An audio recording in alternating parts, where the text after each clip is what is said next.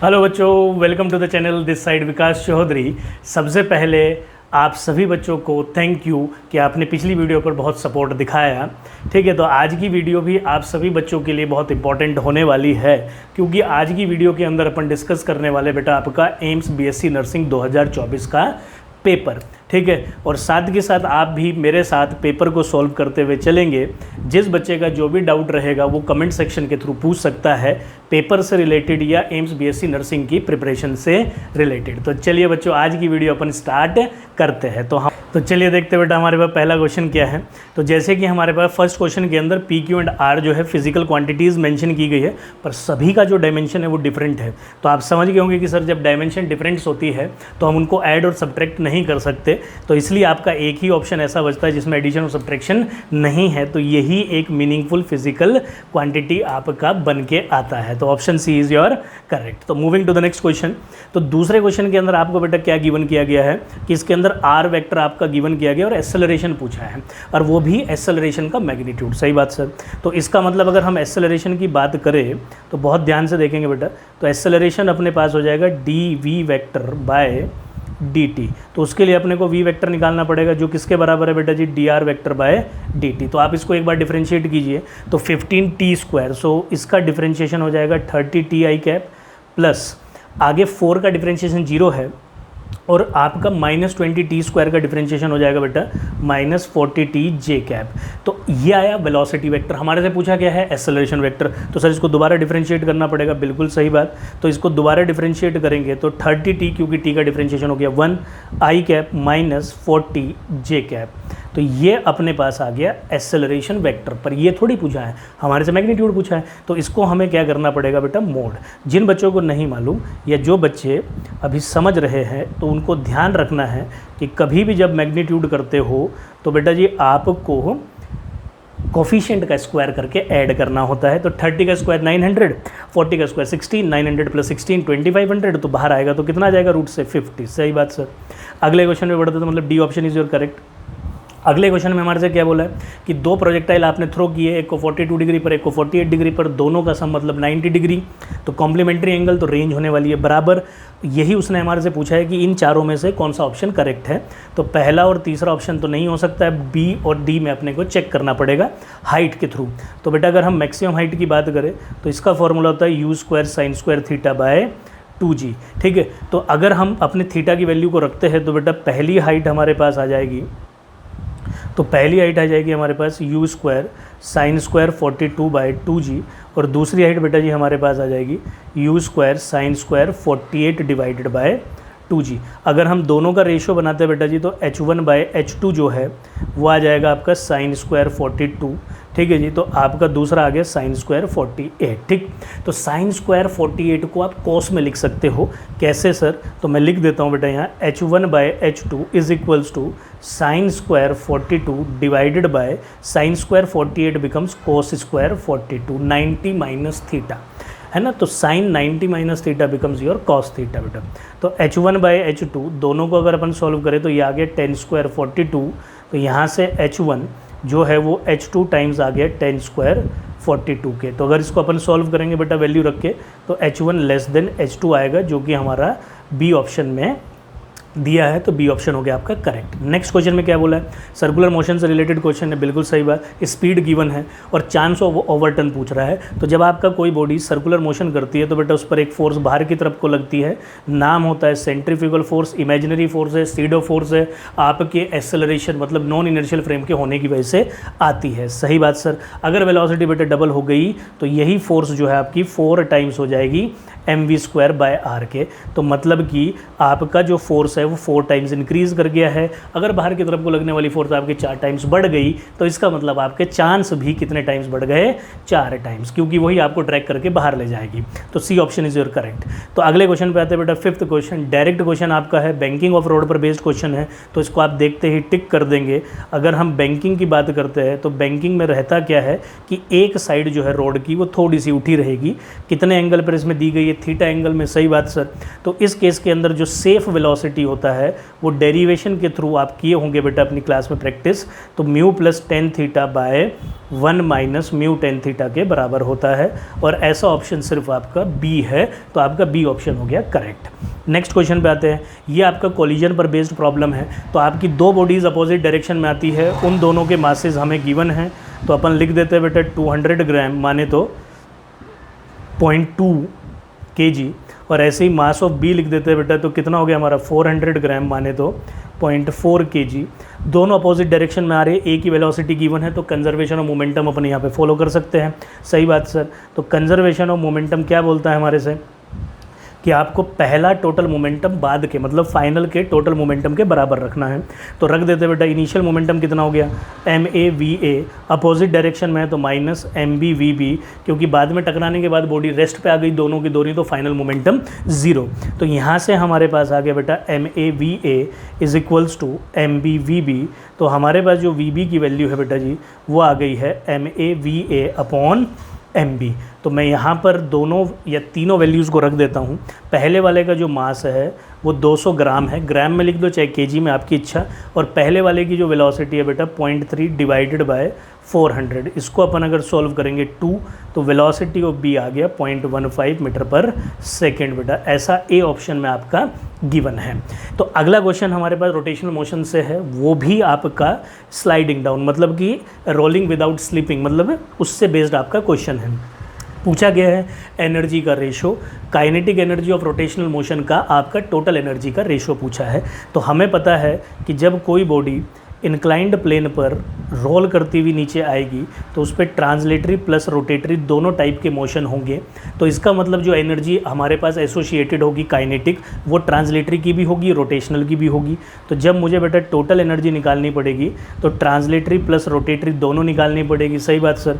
Translatory energy जो है वो होती है हाफ mv² और रोटेशनल होती है बेटा हाफ I ω²। पर सर वो I तो हमें पता नहीं है, स्फेयर है बेटा, तो 2/5 mr² आपको याद रखना है। तो I is equals to 2/5 mr²। तो सर ओमेगा भी गिवन नहीं है, तो बेटा लीनियर और एंगुलर वेलोसिटी के बीच का रिलेशन होता है, तो वहाँ से हम ओमेगा को v/r लिख लेंगे। दोनों वैल्यूज़ को आप सब्सिट्यूट कर दीजिए, तो सर हमारे पास आ गया half mv² plus half I की वैल्यू आ गई बेटा 2/5 mr², और ये हो गया v²/r², जिसमें r² से r² कैंसिल, 2 से 2 कैंसिल।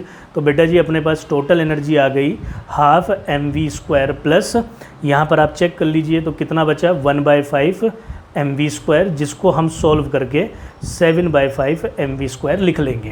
तो ये टोटल एनर्जी है। इसमें जो आपका 1/5 जो वाली एनर्जी है ये आपकी रोटेशनल वाली एनर्जी है, तो आपको उसकी वैल्यू को अपने को टोटल एनर्जी से बेटा डिवाइड करना है। तो ये आ गया rotational divided by total energy. तो रोटेशनल एनर्जी हमारे पास है 1/5 mv² डिवाइडेड बाय, और टोटल एनर्जी बेटा हमारे पास है दैट इज़ योर 7/10। एलसीएम जो है आपका एलसीएम जो है 10 आएगा, तो mv², तो mv² से mv² कैंसिल, ये अपने पास कैंसिल। तो बेटा rotational divided by total energy जो है वो 2/7 के बराबर आ गई। तो ऐसा हमारा ए ऑप्शन है। बिल्कुल सही बात सर। आप बच्चे भी साथ के साथ करते हुए चलेंगे बेटा, जिसका आंसर आ रहा है बहुत बढ़िया, जिसका नहीं आ रहा वो स्क्रीन पर देखकर समझ ले। इसके बाद भी अगर किसी का कोई डाउट रहता है तो उसको वो आपका कमेंट सेक्शन के थ्रू पूछ सकता है। तो moving to the next question जो कि आपका ग्रेविटेशन पर बेस्ड है, डायरेक्ट क्वेश्चन आपका ग्रेविटेशन। ठीक है, तो इस क्वेश्चन में हमारे से बेटा क्या पूछा है देखते हैं कि एक सैटेलाइट आपका रिवॉल्व कर रही है ऑर्बिट के around close to the surface. ठीक है, तो क्लोज टू द सरफेस बोला है और अपने से एस्केप वेलोसिटी और इन दोनों का परसेंटेज चेंज मांगा है बेटा। तो अपन लिख लेते हैं ऑर्बिटल वेलोसिटी का जो फॉर्मूला होता है वो √gm/r होता है। इसको बेटा जी आप √rg भी लिख सकते हैं, पर क्योंकि ये क्लोज टू द सरफेस है तो r जो है वो कैपिटल R के बराबर हो जाएगा, मतलब कि जो ऑर्बिटल रेडियस थी वो आपका रेडियस ऑफ अर्थ के बराबर हो जाएगी। तो यहाँ से हमारे पास ऑर्बिटल रेडियस जो है वो बेटा जो ऑर्बिटल वेलोसिटी है √gr आ गई। बिल्कुल सही बात सर। अब एस्केप वेलोसिटी आप सभी बच्चों को पता ही है वो कितनी होती है √2gr। तो इसका मतलब मैं एस्केप वेलोसिटी को √2 टाइम्स ऑफ √gr लिख सकता हूँ। बिल्कुल सही बात सर। तो एस्केप वेलोसिटी बेटा आपका √2 टाइम्स ऑफ v0 हो जाएगा। तो ये इन दोनों के बीच का रिलेशन हो गया। अब यहाँ से हमें निकालना है बेटा परसेंटेज चेंज इन वेलोसिटी। तो आप लिखेंगे escape velocity minus orbital velocity divided by orbital velocity times of 100। जब अपन इसको सॉल्व करेंगे तो ये आ रहा है बेटा √2 times of v0 minus V not divided by V not into 100। तो इसको अपन लिख सकते हैं √2 - 1 टाइम्स ऑफ 100। √2 की वैल्यू होती है 1.41, -1 मतलब कि 0.41 इंटू 100 मतलब कि 41%। तो बेटा हमारा जो आंसर है वो आ गया है 41%। ऐसा किसमें गिवन है? ए ऑप्शन में। Moving to the next question, ये भी आपका इसी पर बेस्ड प्रॉब्लम है, पर इस क्वेश्चन के अंदर हमारे से क्या बोला है कि ऑर्बिटल वेलोसिटी जो है just above the surface of the earth. अभी मैं आपको बताया हूँ कि ऑर्बिटल वेलोसिटी का फॉर्मूला gm/r होता है। अगर r कैपिटल R के बराबर हो बेटा तो इसको अपन अंडर रूट में gm/R भी लिख सकते हैं। अब उन्होंने दूसरे पार्ट में क्या बोला है कि अगर रेडियस के आधी हाइट मतलब रेडियस का आधा डिस्टेंस जो है उतने ऑल्टीट्यूड पर अगर आपका हम दोबारा इस सैटेलाइट को ऑर्बिट करा दे तो उस टाइम पर आपकी जो ऑर्बिटल वेलोसिटी होगी बेटा वो कितनी हो जाएगी? gm/r + r/2। तो इसको हम सॉल्व करके लिख सकते हैं gm/2r/3r/2। तो ये हमारे पास बेटा जो है आपका 2 पर चला जाएगा तो v डैश बिकम्स √2/3 gm/r। तो इसको मैं लिख सकता हूँ v डैश को √2/3 टाइम्स ऑफ √gm/r। तो gm/r की जो वैल्यू v नॉट के बराबर है तो यहाँ से v डैश जो आ गया बेटा आपका वो 2/3 टाइम्स ऑफ v नॉट। और मेरे से पूछा क्या था? यही मेरे से पूछा गया था। तो मेरा आंसर आ गया बेटा √2/3 v not. Moving to the next question, इस क्वेश्चन में हमारे से क्या बोला है कि एक वैक्स है उसको आपने एक कैपिलरी ट्यूब के इनर वॉल्स पर लगा दिया है और फिर आपने उसको बेटा वाटर में डिप किया है। तो आपसे पूछा गया है कि थीटा और हाइट में क्या चेंज आएगा। तो मेरे भाई आप ज़रा देखेंगे बेटा जी, तो हमारे पास ये अपने पास एक टेस्ट ट्यूब हुई, यहाँ पर पानी भर दिया। तो इसमें क्या रहेगा? आपके पास एक वैक्स है, तो जो वैक्स है उसका मॉलिक्यूल और दूसरा अपने पास जो मॉलिक्यूल है बेटा वो वाटर का है। इन दोनों के बीच में जो फोर्स है उसको एडहेसिव फोर्स बोलते हैं, वो वीक हो जाएगी। तो जब एडहेसिव फोर्स वीक हो जाएगी तो मतलब कोहेसिव फोर्स स्ट्रांग हो जाएगी, मतलब मॉलिक्यूल के बीच की, सेम मॉलिक्यूल के बीच की। तो उसकी वजह से जो यहाँ पर इसका शेप होगा वो आपके पास कुछ कॉन्वेक्सिविटी की फॉर्म में आ जाएगा इंस्टेड ऑफ कॉन्केविटी। तो इस वजह से जो आपका थीटा है वो ग्रेटर देन 90 हो जाएगा। ठीक है, तो इसका मतलब जो एंगल ऑफ कॉन्टैक्ट है वो आपका इसमें इंक्रीज कर गया।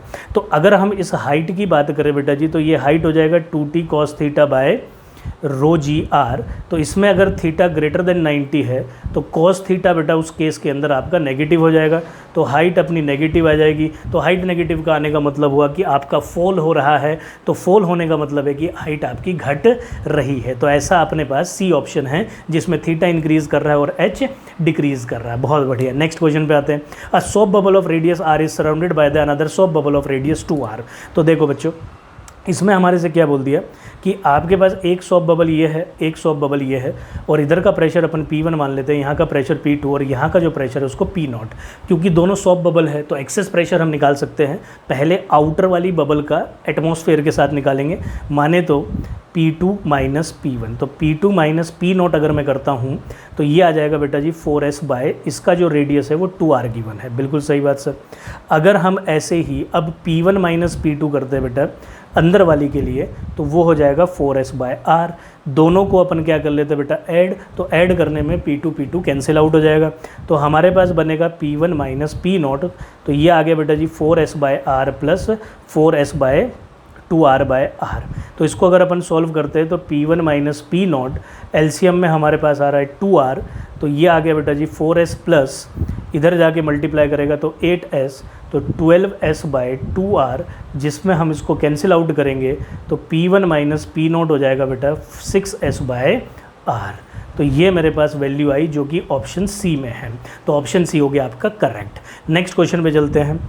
इसमें हमारे से सरफेस टेंशन बोला है, वर्क डन गिवन है। तो आप सब बच्चों को पता है कि सरफेस टेंशन जो होता है change in work done by change in area. तो जो इसमें वर्क डन अपने को गिवन है बेटा वो गिवन है 3 × 10⁻⁻⁴ joule divided by change in area. तो मतलब मुझे इसमें चेंज इन एरिया निकालना है।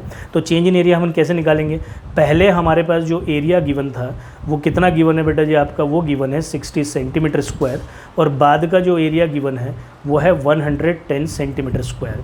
तो अगर इन दोनों का मैं डिफरेंस करता हूँ तो मेरे पास बेटा जी चेंज इन एरिया कितना आ जाएगा 50 सेंटीमीटर स्क्वायर, जिसका मतलब हुआ 50 times of 10 to the power -4, माने तो 5 times of 10 to the power -3। ठीक, तो ये अपना पहला काम हुआ, बिल्कुल हुआ सर। तो यहाँ पर इन दोनों वैल्यूज़ को रख देता हूँ मैं, 3 इंटू एक ऑलरेडी रखी है 10 to the power -4 divided by 5 times of 10 to the power -3। तो ये अपने पास आ जाएगा 0.6 times of 10 to the power -4 plus 3। तो इसको मैं लिख सकता हूँ बेटा 0.6 टाइम्स टू द पावर -1। तो जिसको हम फर्दर सॉल्व करके लिख सकते हैं 6 into 2 into 10 to the power -2। तो ऐसा आपका सी ऑप्शन में है, तो हमारा सी ऑप्शन हो गया करेक्ट।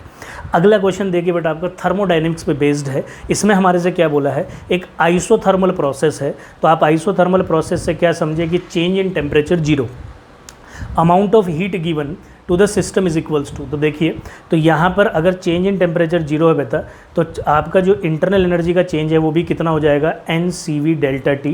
तो डेल्टा टी 0, तो चेंज इन इंटरनल एनर्जी भी आपका 0 हो गया। अब according to first law of thermodynamics अगर हम काम करें तो हीट एनर्जी का जो चेंज होता है वो आपका change in internal energy plus work done, एक वैल्यू उसमें 0 हो गई, तो जो भी आप हीट एनर्जी का चेंज करेंगे वो आपका वर्क डन के बराबर होगा। तो इसका मतलब जो हीट एनर्जी आपने दी है बेटा वो net work done by the system में चली जाएगी। Moving to the next question, ये कार्नोट इंजन पर बेस्ड है। हमारे से बोला गया है कि हम जो रिजर्वोयर है जिसका हाई टेम्परेचर रहता है, ठीक है जी, तो जो हमारे पास बेटा आपका रिजर्वोयर है जिसका टेम्परेचर हमारे पास क्या रहता है हाई, तो that is your temperature T1। इससे आपका हीट इंजन कुछ हीट एनर्जी को एक्सट्रैक्ट करता है। Let that heat energy be Q1 and which is equals to 3000 kilo calorie. ठीक है जी, और आपका जो T1 का जो वैल्यू गिवन है बेटा वो हमारे को गिवन है 627 डिग्री सेल्सियस, और नीचे हमारे पास है सिंक जिसका टेम्परेचर हमें गिवन है 27 डिग्री सेल्सियस। आप इसमें 273 प्लस कर लीजिए, तो ये हमारे पास आ जाएगा 900 केल्विन, और इसमें भी 273 प्लस कर लीजिए तो बेटा जी आ जाएगा आपके पास 300 केल्विन। केल्विन में निकालना ज़रूरी होता है क्योंकि वो आपका एब्सोल्यूट टेम्परेचर है। इसके बाद हमारे से क्या पूछा है कि work done by the engine. तो ये पूछ रहा है कि आपने यहाँ पर कितना वर्क डन इससे कराया। तो आप एक चीज़ देखिएगा बेटा, एफिशिएंसी का फॉर्मूला होता है आउटपुट अपॉन इनपुट, मतलब वर्क डन बाय Q1 जिसकी वैल्यू हमारे पास होती है 1 माइनस T2 बाय T1। तो अगर हम इसको सॉल्व करें तो यहाँ से हमारे पास जो निकल के आएगा बेटा जी वो अपने पास आएगा W by Q1 is equals to 1 minus T2 is your 300 divided by 900। तो इसको हम अगर सॉल्व करेंगे तो इट बिकम्स 2/3। तो वर्क डन बेटा जी हमारे पास आ जाएगा 2/3 टाइम्स ऑफ Q1। ठीक है, तो इसको हम सॉल्व कर लेते हैं। तो अगर हम इसको सॉल्व करते हैं तो आप सॉल्व करके बेटा इसको लिख देंगे, तो W is equals to 2/3 times of कितना वैल्यू हमारे पास 3000 किलो कैलोरी। तो ये अपने पास आ गया 1, तो जिसका मतलब हमारे पास हो गया 2000 किलो कैलोरी। इसको फिर आपने कन्वर्ट करना है बेटा जी किस चीज़ के अंदर, आपका जूल के अंदर आपने इसको कन्वर्ट करना है। तो 4.2 से आप इसको मल्टीप्लाई करेंगे, और कैलोरी के लिए 10 टू द पावर 3, किलो के लिए 10 टू द पावर 3। तो हम इसको सॉल्व जब आगे फर्दर करेंगे तो ये 8.4 में कोई वैल्यू बन के आ रही है। तो ऐसा ऑप्शन आपका बी है बेटा। तो moving to the next question, E is the translational kinetic energy, then which of the following relation holds good. तो डायरेक्ट क्वेश्चन हमारे पास हो गया। कैसे सर? भाई अपने पास PV जो होता है या एवरेज प्रेशर का जो फॉर्मूला होता है वो 1/3 रो V बार स्क्वायर होता है। तो इसका मतलब 1/3 रो कितना हो गया बेटा हमारे पास, डेंसिटी मतलब मास अपॉन वॉल्यूम, तो m/v।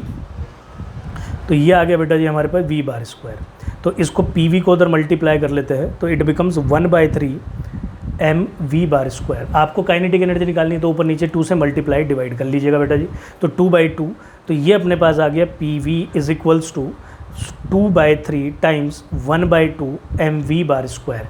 इसी को अपन क्या बोलते हैं, काइनेटिक एनर्जी। तो इसका मतलब अपना जो PV है वो 2/3 ऑफ एनर्जी के बराबर आ गया। तो आप चेक कर लीजिए, ऐसा अपने पास है बेटा फोर्थ ऑप्शन में, मतलब डी ऑप्शन। 16th क्वेश्चन हमारे से क्या कहता है, जब साउंड वेव एक मीडियम से दूसरे मीडियम में जाती है कौन सी चीज़ अनचेंज होती है, तो वो है फ्रीक्वेंसी। फ्रीक्वेंसी चेंज नहीं करती बेटा। अगला क्वेश्चन है वेव के ऊपर, तो एक इक्वेशन आपको गिवन की गई है और वेलोसिटी ऑफ वेव पूछा गया है। तो देखिए ये आपका ओमेगा, और यहाँ पर जो वैल्यू लिखी है kx, क्योंकि हमारे पास जनरल इक्वेशन होती है y is equals to a sine omega T minus K X. तो इस हिसाब से ओमेगा की वैल्यू आ गई बेटा 400 और के की वैल्यू आ गई बेटा आपके पास 1। ठीक है जी। तो वेलोसिटी जो हमारे पास होता है बेटा वो ओमेगा बाय के होता है, वेव वेलोसिटी का फॉर्मूला। तो आंसर आ गया 400 मीटर पर सेकेंड। ठीक। अगला क्वेश्चन बेटा जो हमारा इलेक्ट्रोस्टैट से बेस्ड है, तो मतलब अभी तक जितने हमने क्वेश्चन किए वो सारे के सारे 11th बेस्ड है। तो 17 क्वेश्चन आपका 11th से आया है। तो जैसे कि मैं आपको प्रीवियस वीडियो में भी बताया था बेटा कि आपका जो मैक्सिमम कंटेंट है वो 11th क्लास से पूछा जाता है एम्स के अंदर प्रीवियस पेपर के हिसाब से। तो 18th क्वेश्चन पे अगर हम मूव करें तो इसके अंदर हमारे से बोला है कि charge Q on a capacitor varies. तो इसमें हमें बेटा आपका वोल्टेज और चार्ज के बीच का रिलेशन दिया है और हमारे से पूछ रहा है कि इसका एरिया किसके बराबर है। तो देखिए कैपेसिटर के अंदर जो एनर्जी स्टोर्ड होती है half C V square is equals to half Q V. तो क्यू और वी के बीच का ये आपका क्या है रिलेशन है। तो इसके अंदर जो आपका एरिया जो हमें देगा वो एनर्जी स्टोर्ड को देगा बेटा। किसको देगा हमारे पास? एनर्जी स्टोर्ड को। ठीक। तो हमारे पास ऑप्शन कौन सा ठीक हो गया जी? आपका डी ऑप्शन करेक्ट हो गया। नेक्स्ट क्वेश्चन में बढ़ते हैं। ये भी आपका कैपेसिटर पर बेस्ड है। इसके अंदर हमारे से क्या बोला कि एक पैरेलल प्लेट है, कंडेंसर मतलब कैपेसिटर, उसके बीच में एक ऑयल आपने भर दिया, हैज़ अ कैपेसिटेंस सी। तो मतलब ऑयल भरने के बाद कैपेसिटेंस का जो फॉर्मूला होता है वो के times of epsilon not a by D हो जाता है। तो इस टाइम पर कैपेसिटेंस सी है।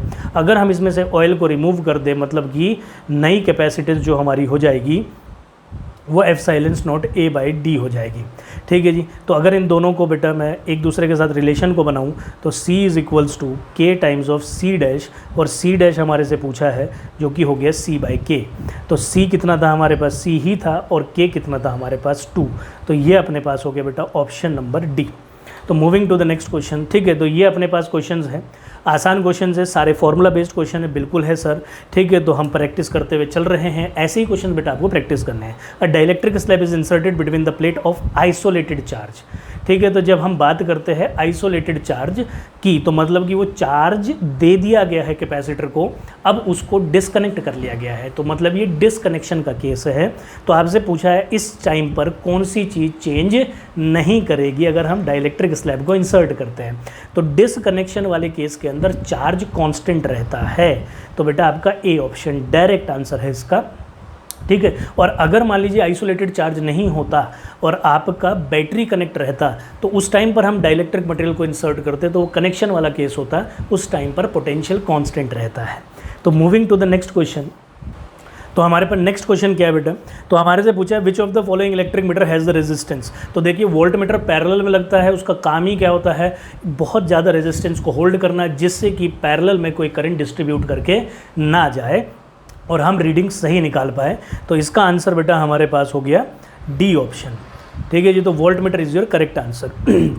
अगले क्वेश्चन में हमारे से क्या बोला है कि आपका एक पोटेंशियोमीटर वायर है, तो मतलब एक वायर गिवन है, उसमें करंट हमारा फ्लो कर रहा है और डेंसिटी आपको गिवन है वायर की और क्रॉस सेक्शनल एरिया भी गिवन है और पोटेंशियल ग्रेडियंट पूछा है। पोटेंशियल ग्रेडियंट का मतलब हुआ इलेक्ट्रिक फील्ड आपसे पूछी है। तो इस क्वेश्चन के अंदर हम क्या कर सकते हैं? J is equals to sigma E का फॉर्मूला लगाएंगे। तो J is equals to sigma आता है आपका 1/r टाइम्स ऑफ E। तो E हमारे पास आ गया J टाइम्स रो। तो इस वैल्यू के अंदर हमें रखना है।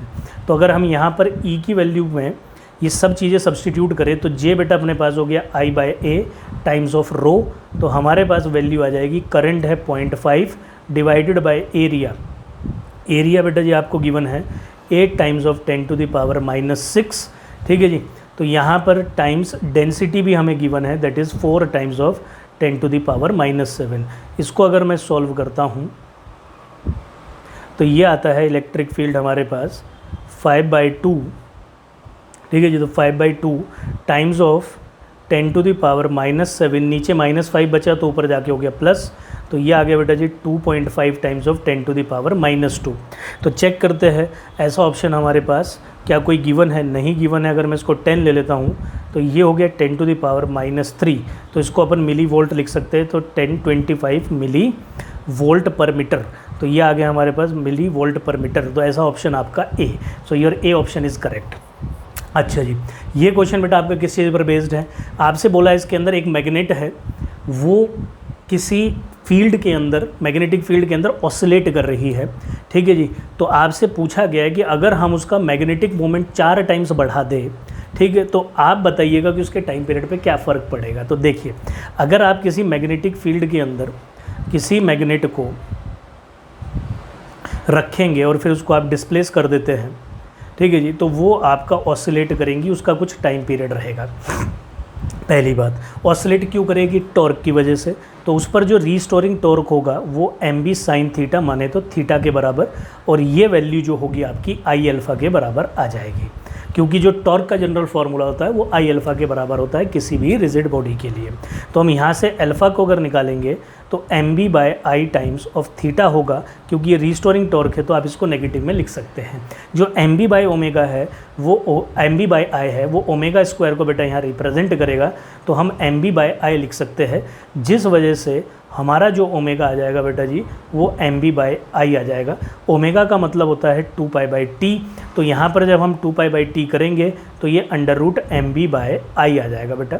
तो यहाँ से t की जो वैल्यू है उसको हम निकाल सकते हैं i बाय mb, और मल्टीप्लाई में आ गया आपका 2 पाई। ठीक, तो हमारे से सिर्फ दो ही चीज़ों के बीच में रिलेशन पूछा है, एक तो टाइम पीरियड के और दूसरा आपका मैग्नेटिक मूवमेंट के। तो मैग्नेटिक मूवमेंट अगर आप 4 टाइम्स कर दोगे तो नया जो टाइम पीरियड आ जाएगा वो आ जाएगा 1/2 पाई times of moment of inertia I 4 mb।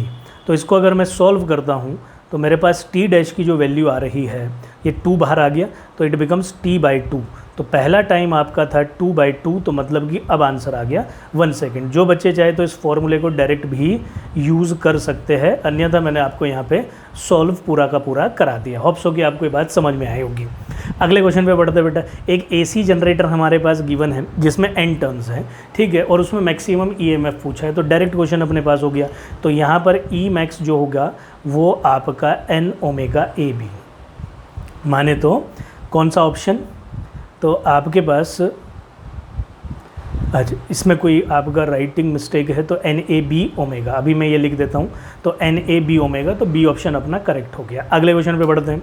इसमें हमारे से क्या बोला है कि ऑसिलेटर है, आपका इंडक्टर है जिसका कोई रेजिस्टेंस नहीं है, कैपेसिटर है और फ्रीक्वेंसी है। तो देखो बेटा, ऑसिलेटिंग फ्रीक्वेंसी या मान लीजिए रेजोनेटिंग फ्रीक्वेंसी जो होती है 1/√LC होती है। उसने बोला कि अगर हम L को डबल कर दे और आपका कैपेसिटेंस को 4 टाइम्स करते तो क्या चेंज आएगा। तो मैं नई फ्रीक्वेंसी को लिख लेता हूँ 1/2 पाई √1/L को आपने कितना कर दिया भाई, डबल, और आपका कैपेसिटेंस को कितना कर दिया आपने 4। तो जब हम इसको सॉल्व करके लिखेंगे तो 1/2 पाई √1/LC अलग लिख लेता हूँ, और 1/√8 मतलब तो 2√2। तो इस हिसाब से f डैश की जो वैल्यू आ जाएगी वो f/2√2 आ जाएगी, बिल्कुल आ जाएगी सर। तो ये कौन सा ऑप्शन हो गया हमारे पास, बी ऑप्शन। ठीक, तो अगले क्वेश्चन पे बढ़ते हैं। ये क्वेश्चन भी हमारे पास डायरेक्ट है। हमारे से बोला है given below is a list of electromagnetic wave spectrum in use. तो हमारे से बोला कि कौन सा इसमें मैच नहीं कर रहा। तो यूवी रेज आपका फिंगरप्रिंट डिटेक्शन में काम आती है, बिल्कुल आती है। आपकी जो इंफ्रारेड, ये LR नहीं, ये IR है, तो इंफ्रारेड इज आपके secret writing on ancient wall, बिल्कुल आती है। एक्सरे एटॉमिक स्ट्रक्चर बिल्कुल आती है। माइक्रोवेव नहीं आती है, तो ये ऑप्शन आपका गलत हो गया। तो इसका आंसर होना चाहिए यहाँ पे यूवी रेज जो है फोर्स्ड डॉक्यूमेंट डिटेक्शन में काम आती है। ठीक है, तो अगले क्वेश्चन पे बढ़ते बेटा। आपसे क्या बोला है कि a ray of light passes through equilateral prism. ठीक है, तो हमारे से एक प्रिज्म दिया है, उसमें क्या वो भी इक्विलेटरल, मतलब कि थीटा कितना हो गया हमारे पास यहाँ ए, मतलब ए की जो वैल्यू आ जाएगी वो कितनी आ गई आपके यहाँ पे 60 डिग्री। हमारे से क्या बोला बेटा, prism such that the angle of incidence is equal to the angle of emergence. तो मतलब कि आपका मिनिमम डेविएशन का केस हो गया। अगर कभी भी आपका एंगल आई ई के बराबर आ जाए तो वो मिनिमम डेविएशन बोला जाता है। आपसे क्या बोला है इसके अंदर कि angle of incidence is equal to the angle of emergence and the latter is equals to 3/4। मतलब आई और ई जो है वो 3/4 टाइम्स एंगल ऑफ प्रिज्म के बराबर है। सही बात सर। तो आपका एंगल ऑफ डेविएशन कितना होगा? अब यहाँ डेविएशन नहीं है, अब यहाँ मिनिमम डेविएशन होगा, और मिनिमम डेविएशन का जो फॉर्मूला होता है वो कितना होता है 2i - a। ठीक है, आई आपने निकाल ही लिया है, जो कितना आ गया बेटा 2 times of 3/4 times of a - a। इसको अपन अगर सॉल्व करेंगे तो यहाँ से डेल्टा मिनिमम की वैल्यू जो आ रही है वो a/2 आ रही है। तो a हमारा 60 है, तो डेल्टा मिनिमम अपने पास 30 डिग्री हो जाएगा। That is option number. तो चलिए बेटा नेक्स्ट क्वेश्चन पर बढ़ते हैं। तो हमारा 28 क्वेश्चन क्या कहता है कि आपके पास 5 पोलराइड दिए गए हैं, हर पोलराइड एक दूसरे के 60 डिग्री पर इंक्लाइंड है। तो अब आपसे पूछा है कि जो 5वें पोलराइड से पास हुई लाइट है उसकी इंटेंसिटी और पहली इंटेंसिटी का रेशो। तो आप इस क्वेश्चन को बेटा इंडिविजुअल पोलराइड की इंटेंसिटी निकाल कर भी कर सकते हैं, पर वो थोड़ा बड़ा हो जाएगा, लगना इसमें मेलस लो ही है। तो आप एक काम करिए कि आप इसके लिए डायरेक्ट फार्मूला आप यूज़ कर लीजिएगा। तो डायरेक्ट फार्मूला क्या कहता है कि जैसे कि एक पोलराइड से जब लाइट रे पास करेगी तो उसकी जो इंटेंसिटी है वो आधी हो जाएगी, बिल्कुल सही बात। तो आपका जो फाइनल इंटेंसिटी अगर हम बात करें तो पहली इंटेंसिटी फिर cos स्क्वायर 60, मतलब cos 60 होता है 1/2 का होल स्क्वायर 1/4। तो जितने पोलराइड है तो 1/4 की पावर n-1 कर लेंगे। अगर n आपके बेटा नंबर ऑफ पोलराइड्स रहेंगे तो आपको 1 उसमें से माइनस कर देना, मतलब 4। तो हमारे पास जो पहली इंटेंसिटी थी वो I0/2 थी, और ये हो गया बेटा हमारे पास कितना, I0 टाइम्स 1/4 की पावर 4। जब हम इसको सॉल्व करेंगे तो ये आ जाएगा हमारे पास I0 डिवाइडेड बाय 512, और हमारे से फाइनल इंटेंसिटी बाय I0 ही पूछा है तो वो आ गया 1/512। तो इसका आंसर हमारा डी हो गया। नेक्स्ट क्वेश्चन पे बढ़ते हैं। A steel ball of mass m is moving with a kinetic energy. तो डी ब्रोगली वेवलेंथ एसोसिएटेड आपको बतानी है। आप सब बच्चों को पता है कि डी ब्रोगली वेवलेंथ का फॉर्मूला h/p होता है, और आपका p जो रहेगा बेटा वो 2m times of kinetic energy.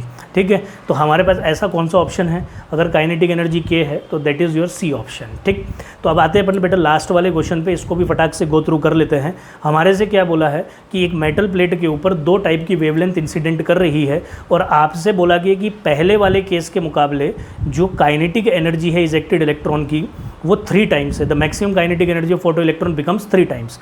तो हम क्या करते हैं कि जब पहले आपकी इंटेंसिटी आपकी जो वेवलेंथ थी पहले वाली लाइट की वो 500 नैनोमीटर थी, तो उस टाइम पर जो इलेक्ट्रॉन यहाँ से निकला है उसकी अपन काइनेटिक एनर्जी K1 मान लेते बेटा। तो K1 किसके बराबर हो गया सर, तो K1 हो गया आपका hc/λ माइनस ऑफ φ0। तो K1 की वैल्यू हो गई आपकी hc को हम लिख सकते हैं 1240 nanometre times of electron volt divided by, and wavelength is your 500 nanometre minus, यहाँ पे hc का फॉर्मूला डायरेक्ट याद रख लीजिएगा, hc की वैल्यू को माइनस ऑफ φ0। ऐसे ही हम दूसरी काइनेटिक एनर्जी निकालेंगे बेटा, तो वो भी आ जाएगा 1240 nanometre electron volt divided by, इस बार वेवलेंथ कितना है 200 माइनस φ0। पर ये वाली जो काइनेटिक एनर्जी है पहले वाले काइनेटिक एनर्जी के 3 टाइम्स है। इसको अगर हम लिख दे 3, इसको यहीं पर सॉल्व कर देते हैं तो ये अपने पास कितना आ जाएगा 10। इसको अपन सॉल्व करेंगे तो कितना हो जाएगा बेटा, ये आ गया 2.8। तो इसको मैं लिख देता हूँ 3 टाइम्स ऑफ K1। तो K1 अपने पास है 2.8 इलेक्ट्रॉन वोल्ट माइनस φ0। ठीक है जी, इक्वल्स टू, और इस वैल्यू को अगर अपन सॉल्व करते हैं तो ये 10 नीचे बचा और यहाँ पे आ गया 6.2, मतलब 6.2 टाइम्स ऑफ φ0। ठीक है जी, तो इसको अगर हम सॉल्व करेंगे बेटा तो ठीक है बेटा, तो सॉल्व करते हो तो हमारे पास φ0 की वैल्यू आ जाएगी 0.61 इलेक्ट्रॉन वोल्ट। ठीक है जी, तो ये हमारे पास बेटा कंप्लीट हुआ। तो अगर आपने पूरा टेस्ट पेपर जो आपने प्रीवियस ईयर पेपर जो देखा है, अगर आपने इसको ध्यान से देखा होगा तो इसमें ज़्यादातर जो क्वेश्चंस हैं हमारे पास वो फॉर्मूला बेस्ड है। तो यही मैं आपसे बेटा वीडियो के अंदर, पिछली वाली एक वीडियो इसी चीज़ के ऊपर डेडिकेटेड थी, जो बच्चे नहीं देखे उसको वो चेक इन कर लेंगे। तो आपका उसमें मैंने यही सब बच्चों को बताया कि भाई कि किस तरीके का आपका पेपर एम्स पूछ रहा है और किस किस टॉपिक से क्या क्या क्वेश्चन पूछ रहा है। ठीक है, होप्स हो कि आपके लिए वीडियो कुछ काम आए और आप इस तरीके से ही अपने पेपर को ईजिली सॉल्व कर पाए। ठीक है, तो मिलते हैं फिर आपसे बेटा नेक्स्ट वीडियो के अंदर। So thank you for today, will see you in the next video. Till that time, bye bye.